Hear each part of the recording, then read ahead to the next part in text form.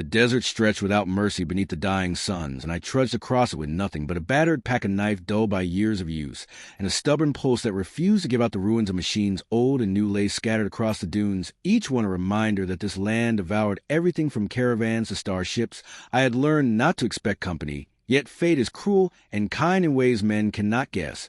And so it was on the 43rd day of wandering that I met her. She was caught in a trap that had been left by slavers, a monstrous cage made of wire infused with humming crystal. The contraption glowed faintly with a dull red light, and the sand around had blackened from the energy that pulsed through it at first. I thought it was some broken beast writhing within, but as I drew closer, my throat closed with awe and fear. She was no beast. She was a woman.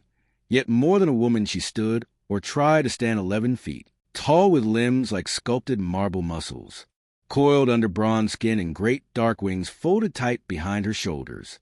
Her hair was like strands of silver iron, catching the last of the sun's glow, her face sharp and fierce, like a statue carved by the gods themselves, but softened by pain. She was struggling the trap, biting into her thigh, and wings sending sparks. With each futile motion, her eyes lifted when she saw me, and I froze, caught between the urge to run and the need to help. Those eyes were gold-bright, fierce, unyielding, yet desperate. "Human," she said, her voice rolling across the air like thunder, softened by distance. "Leave, or be broken with me." But I could not walk away. I had seen too much of the cruelty of this world. I knew what slavers would do if they returned, and found her still trapped. I dropped to my knees beside the cage and drew my knife. The metal hissed against the energy cord, sparks leaping into the sand. Each strike sent a pulse up my arm, threatening to split the bones, but I gritted my teeth and kept cutting. She watched me silently, save for the occasional hiss of pain when the wires tightened against her. After long minutes, the final strand snapped and the trap collapsed with a hiss. She stumbled free, and the ground shook beneath her weight. I expected her to crush me with a single blow for daring to approach, but instead she knelt so, her massive face lowered to mine, her breath hot against my skin. She lifted a single finger large as a dagger and traced it gently along my cheek. I did not move, too stunned to breathe. "No one has ever touched me before," she said low, like a secret meant only for my ears, "until you." The words sank into me like fire. I wanted to speak, but language felt too fragile. So I simply let her finger linger. She pulled back, wings stretching wide across the desert sky, casting a shadow over us both. Then she folded them once more and extended her hand, a hand that could crush me yet trembled slightly. "Take my weight," she said, and I braced myself against her as she leaned half, collapsing the wound on her thigh, deep and bleeding.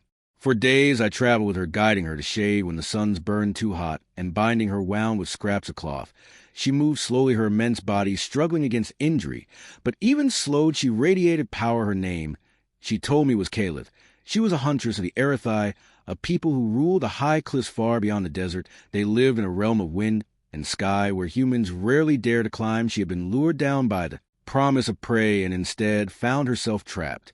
Caliph told me that among her kind touch was rare, and sacred mates did not embrace until vows were sworn. Battles were fought without handshakes or greetings. Their culture saw contact as a surrender of strength.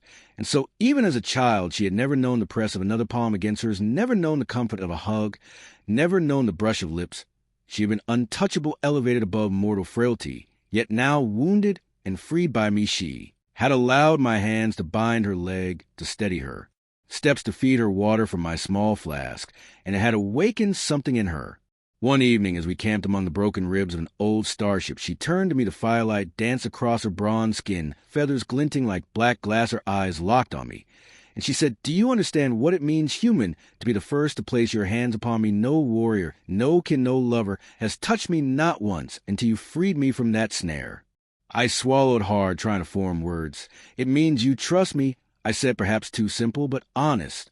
Her lips curved, a rare smile flickering across her face. "Trust, yes, but more it means I have chosen you." She leaned closer, the heat of her body washing over me. I had thought myself fearless, but her proximity left me trembling. She was immense, beautiful, terrifying. I felt like prey, yet also like something more cherished.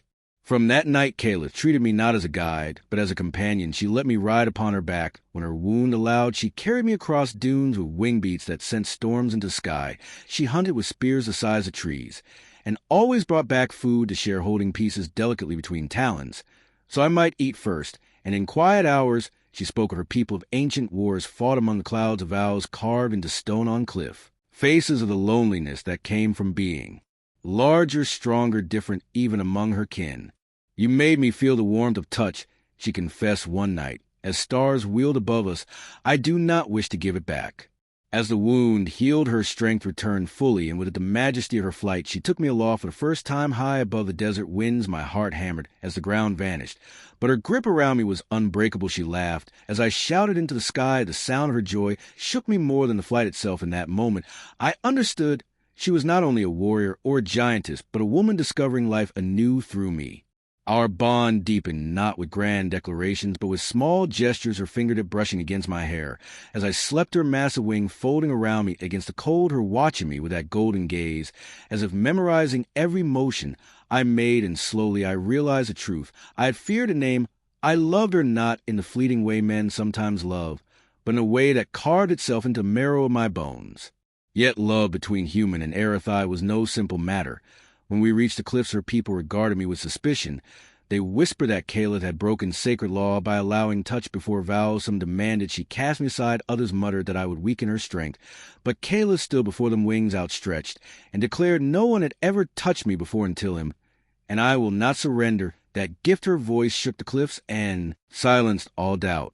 She chose me publicly before her people, and with that choice bound me to her forever. The elders grumbled, but could not deny her right as Huntress to claim a mate. Her hand dwarfed mine. Yet when she laced her fingers with mine, it felt as natural as breathing. Her vow was simple and eternal. You freed me, you touched me, you are mine. And so I became a mate of Caleb, the 11-foot alien Huntress. Our days together were filled with flight and fire, and the building of a bond that no slaver trap or law could sever. I had walked in the desert alone, a forgotten man, and I emerged as the chosen of a woman who had never known touch until me. Even now, when the winds howl across the cliffs, and I feel her arms fold around me, I remember that first night by the ruined,